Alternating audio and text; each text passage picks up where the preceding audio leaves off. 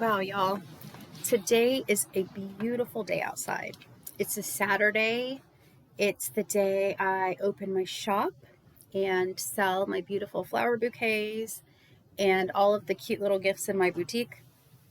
It's one of my favorite days of the week to do that.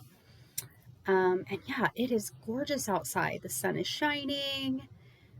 It's warmed up a little bit finally, but it's not very long lived because another cold front is coming through tomorrow. The wind's already starting to blow, but I'm enjoying it while it can. I woke up this morning feeling a little bit melancholy. I don't know. Sometimes this time of year, like right around the springtime when winter's coming to an end and spring is starting to perk everything up, I start feeling a little bit melancholy. And I wasn't quite sure why. I've had a lot of kind of heavy things on my brain lately. Hard time sleeping, just really overthinking some things in my head, which typically happens at the end of winter. And it just really means it's time for me to get outside and get some sunshine and kind of get a little pick me up. So today the sun is shining. I opened the doors to the boutique. I'm letting the fresh air in. I'm really kind of focusing on all the plants that are coming out of dormancy and seeing all the pretty little buds. I love looking at the buds of my flowers and on my plants when springtime comes around. I love it when everything kind of starts coming out of its shell, if you will, after the end of winter. So I thought today would be a great day for me to come out of my shell and to tell you guys my story.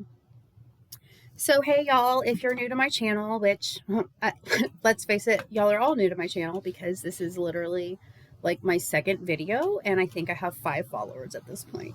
So, you're all new to my channel, but my name is Shantal, and I am the owner of a cute little gym in Owasso, Oklahoma, called Fox Folly Farm. Fox Folly Farm is designed to be an experience, starting with flowers, inviting community, a lot of color, a lot of fun activities, a flower farm. So yeah, I'm the owner and this is my YouTube channel. And I really just kind of wanted to take you guys on this whole journey with me.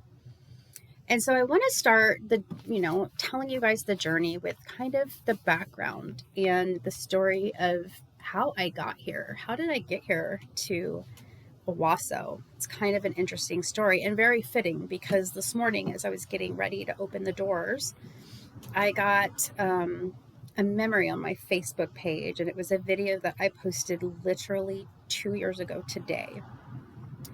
And it was the night before I was moving out of my last house in Sand Springs, and I was kind of telling the world my story about why I was doing that. And so I thought it would be kind of great to segue into that story and, how everything evolved to where I am today. So a couple of years ago, well, let's back up, maybe 3 years ago, I guess it was 2020, July of 2020, my husband and I at the time moved here to Tulsa. Kind of a funny story.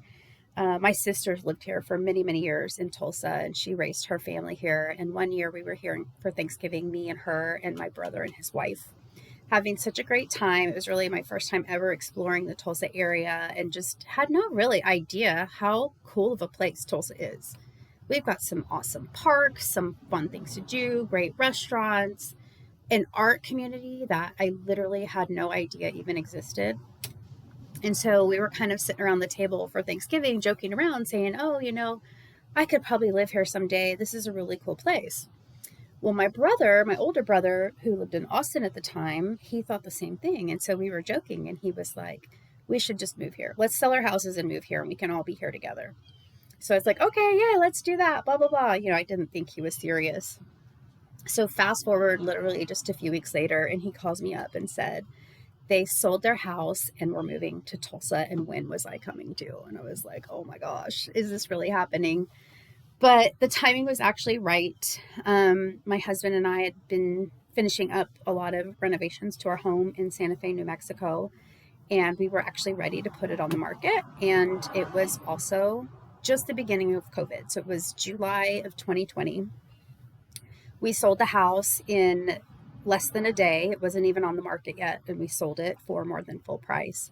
So it was kind of like everything was going into place. Like we moved here to Tulsa, found this really cute little bungalow house on Keystone Lake in Sand Springs, and we moved here and we had this great house, a great view of Keystone, a really cute little community kind of tucked away from everything, and we were happy as a clam.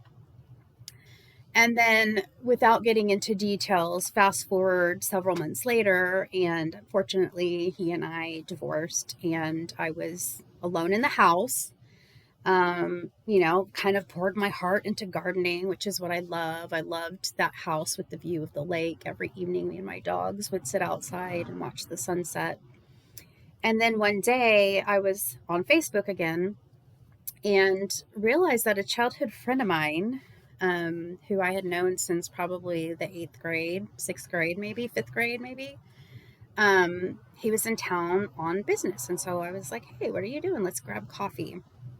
And so he and I reconnected and ended up in a relationship. And so it was like 2 years of a relationship, kind of tumultuous relationship. He traveled a lot for work. I was home most of the time because I worked from home. Anyways, long story short, within that 2 years, at the end of that 2 years, something really terrible happened. And let's just say he's no longer with us. And that event in my life was extremely tragic and life-changing. And it kind of made me take a step back and kind of rethink everything. What had I been doing all my life? Where was my focus? Where was I going? All the things. Like I had to rethink my whole life. And so that was the point where I decided, you know what? I need a do-over, and now's the right time to do it. I was turning 50. I'm going to have a do-over. And so that's what I did. I sold the house in Sand Springs and actually had my hairdresser, who's now my friend, Cherie.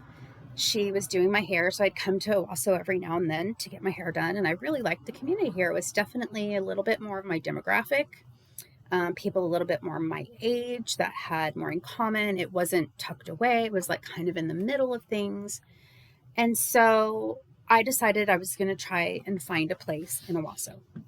So I had been looking around here in Owasso for several weeks, didn't really find anything I was looking for. Kind of in the back of my head thinking, if this is a do-over, what do I want to do with my life? And as a gardener, I really kind of wanted to take a risk and try to start a flower farm. And so when I was looking for properties here in Owasso, I was looking for flower farm property and hadn't been too lucky. And then I actually have a friend here, another friend in Owasso who's in law enforcement and literally spends his life driving around this town. And he drove past this cute little blue farmhouse, just east of Sam's Club, like east of the hustle and bustle, but still feels like it's out in the country. And it was for sale by owner. So of course I hadn't seen it on the MLS. My realtor didn't bring it up. And so I called the number. He sent me a picture. I called the number, and the homeowner answered the phone and said they were looking at another offer, but that if I could come that day, they would show me the house. So I dropped everything. I dropped work, drove to Owasso, 30 minutes away, showed up at this little house, cute little blue farmhouse, great horse property across the street, just kind of a really nice setting, not too far from town. And I remember standing in the kitchen of this house, looking out the back, and this house sits on almost 2 acres, and looking out the back window. And she was telling me they were about to accept another offer. And I was like, nope, don't accept the other offer because this house is my house. They had done the interior in such a creative and unique way, like exactly what I would have done if I had to come in and redo that interior. Between that and looking out the back window, and literally the whole flower farm came into picture for me, and my imagination was going wild, and I just felt it. A little red fox ran across the road, and I was like, that's my sign. And so I gave them an offer a little bit sweeter than the last one, and sure enough, they accepted.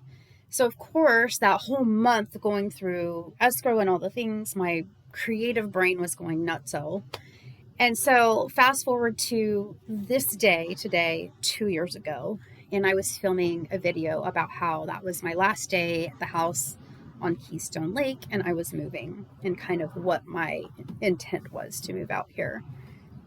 So today, opening up the shop and inviting people in, feeling a little melancholy, I had no less than 4 people come into the shop today and just talk to me about God and just God's hand in everything. And it really got me to thinking, which I think about this often, but how it came to that time in my life when I was so down and low, and like I got to a point where I knew I was no longer in control.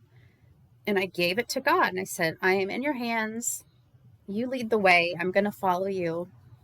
I'm going to get emotional because here I am 2 years later following his path, and this is what he has led me to. And I have this beautiful farm, this beautiful community. Oh, by the way, I'm engaged to the law enforcement officer that showed me where this house was, and now he lives here with me. So we live here with our 3 dogs and 2 cats and 2 honky donkeys, which I'll tell you the story about them another day, but life is good. And I just kind of wanted to tell y'all that story about how I came to be here. And so great opportunity for me to tell you that and kind of invite you to come along the way with us. We're just getting started here at the farm.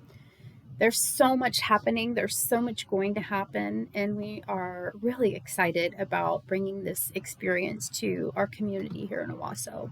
We're going to have not only the flower farm and hand wrap bouquets, which you guys are already big fans of.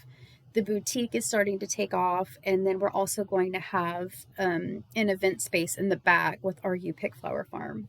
And it's just going to be an incredible immersive experience full of joy and bloom and happiness. And I want to invite you guys all along the way.